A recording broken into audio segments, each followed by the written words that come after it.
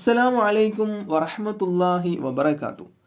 സിഹിർ, മന്ത്രവാദം സ്വപ്നം കണ്ടാൽ, അതായത് മാരണം, മന്ത്രവാദം, കൂടോത്രം അങ്ങനെ അതുപോലെയുള്ളവ സ്വപ്നം കണ്ടാൽ, ഇത് നമ്മൾ പല ആളുകളും കാണുന്ന സ്വപ്നമാണ് അല്ലേ? നമ്മൾ എന്തെങ്കിലും അയൽവാസിയായിട്ട് പ്രശ്നങ്ങൾ ഉണ്ടാകുമ്പോൾ നമ്മുടെ നാട്ടിൽ അങ്ങനെ ചെയ്യുന്ന ആളുകളുണ്ടെങ്കിൽ നമ്മൾ പേടിക്കാൻ തുടങ്ങും. അങ്ങനെ അയൽവാസികളോട് ഭയങ്കര കെയർ ചെയ്ത് സംസാരിക്കുന്ന ആളുകളൊക്കെ ഉണ്ട്.